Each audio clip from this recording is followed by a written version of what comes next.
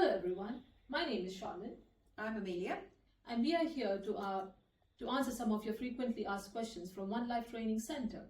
So today we are going to discuss about one of the frequent questions that have been asked during most of the courses, or even sometimes the members of the public, is cardiac arrest and heart attack, are they both the same? What do you think, Emilia?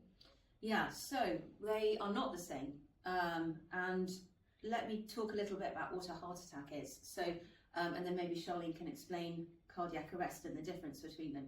So a heart attack is where you have a narrowing of your arteries, so the tubes in your heart may be blocked with plaque, and so the blood is going to struggle to get through them effectively, which will in turn affect your oxygen levels. Because of this, you could have a whole range of signs and symptoms, and they really, really vary. And sometimes it can be very tricky to work out whether someone is having a heart attack or not. Sometimes it can be very obvious. Your main things that you hear generally about heart attack are crushing chest pain, pain down the arm, like pins and needles down the arm, or pain down the arm.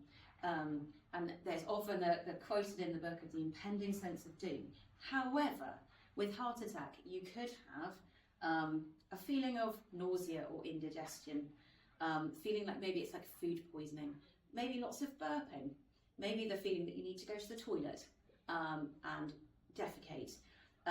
Maybe you have some pain coming up into the jaw. Commonly in women, you might find more often that the pain might radiate upwards and across the back, and you can't stretch out. It's not like a muscle pain, you can't release that. You could be extremely cold or extremely tired, and quite often pale and clammy. You might even have tingling in your hands, or your hands might start to go into rigour. And it could be 2 or 3 of these symptoms, or 10 of these symptoms. So it really, really varies. Some people have minor heart attacks where they might have a period of fainting and recover from that, but not know that it was a heart attack, and they get told that later on. And some people could go from heart attack into cardiac arrest. The key thing with heart attack is that person is conscious. What are the differences with cardiac arrest, and why is that different at cardiac arrest? So as you mentioned to the public already, that heart attack is where the person is still conscious, but obviously there's some compromise with their breathing, because as we know that there is the arteries are blocked by a plaque, so there's not enough blood and oxygen going to that part of the heart muscle, and it's dying. So obviously there are some breathing issues as well. Yes. Oxygen levels are down.